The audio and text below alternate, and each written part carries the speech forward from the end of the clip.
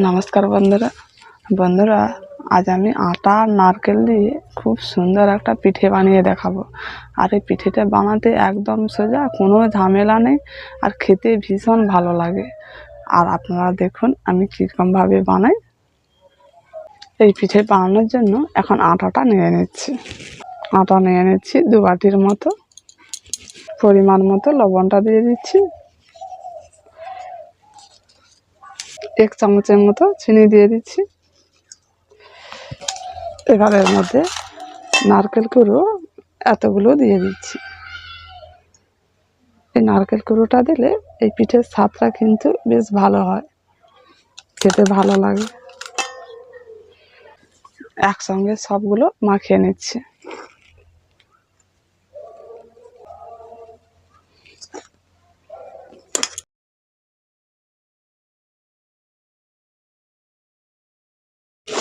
এবার এর মধ্যে অল্প অল্প করে জল দিয়ে দিচ্ছি।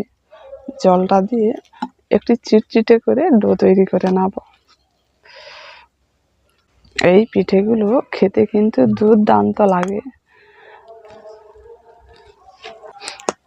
এই দেখুন বন্ধুরা, একটু চিটচিটে করে ডো তৈরি করে নিয়েছি। এই দেখুন, এইভাবে কিন্তু ডোটা তৈরি করে নিতে হবে।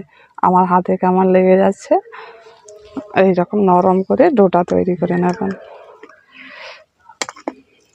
এবার এটাকে ঢাকা দিয়ে আমি 10 থেকে 15 মিনিটের মতো রেখে দিচ্ছি। এবার আমি পিঠেগুলো বানিয়ে নেব। উনুনটা ধরিয়ে দিয়েছি। এবার কড়াটা বসিয়ে দিচ্ছি।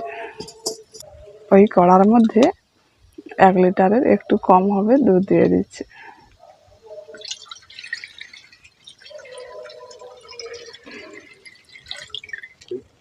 ওই দুধের মধ্যে 1টি এলাচ, 2টো দারুচিনি আর 2টো তেজপাতা দিয়ে দিচ্ছি।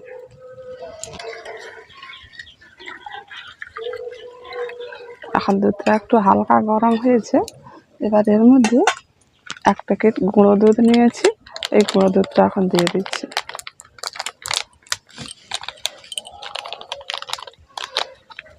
হালকা গরম অবস্থাতে এই গুঁড়ো দুধটা দিলে তাহলে খুব সুন্দরভাবে গুলে যায়।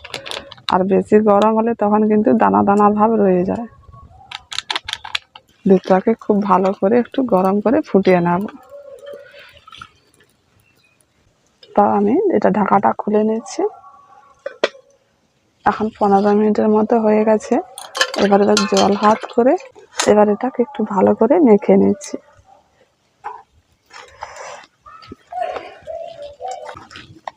এবার একটু জল হাত করে অল্প অল্প করে কেটে আমি এখন দুধের মধ্যে ছেড়ে দিচ্ছি।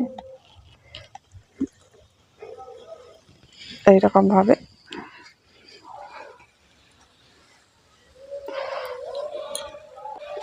এইরকম করে আমি এখন দুধের মধ্যে দিয়ে দিচ্ছি।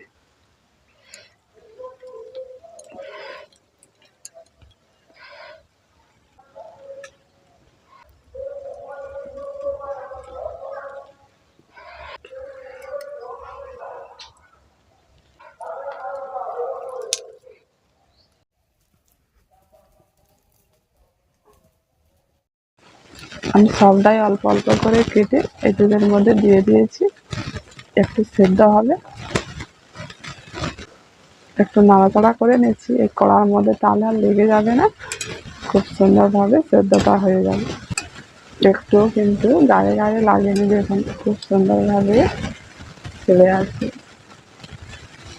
এবার বাকি নারকেল কুড়োগুলো এর মধ্যে এখন দিয়ে দিচ্ছি।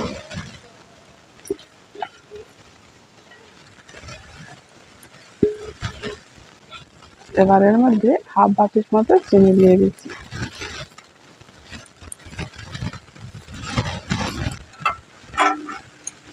চিনিটা দিয়ে ভালো করে নাড়াচাড়া করে মিশিয়ে নিতে হবে।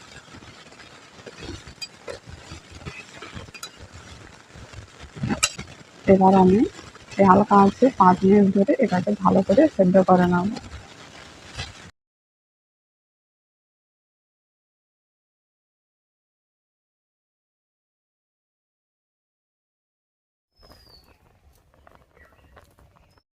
এখন 5 মিনিট হালকা আঁচে ফুটিয়ে নিয়েছি। এখন দুধটা কত সুন্দর গাঢ় গাঢ় হয়ে গেছে দেখুন। এবার এটাকে নামিয়ে নিতে হবে, পুরোপুরি তৈরি হয়ে গেছে।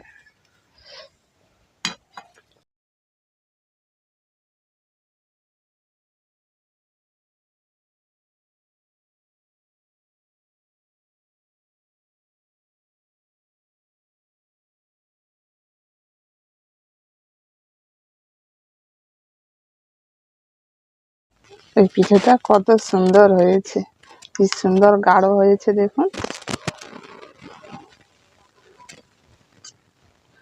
এই পিঠেগুলো একবার বানিয়ে খেলে বারবার বানাতে ইচ্ছে করবে। কত সুন্দর পিঠেটা সিদ্ধ হয়ে গেছে, আর খুব সুন্দর নরম হয়েছে।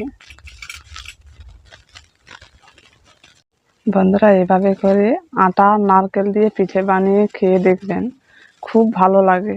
আমার কথা বিশ্বাস না হয় অবশ্যই কিন্তু একবার বানিয়ে দেখবেন। এই রেসিপিটা কেমন হয়েছে কমেন্ট করে জানাবেন। আজকের মতো এখানে শেষ করি।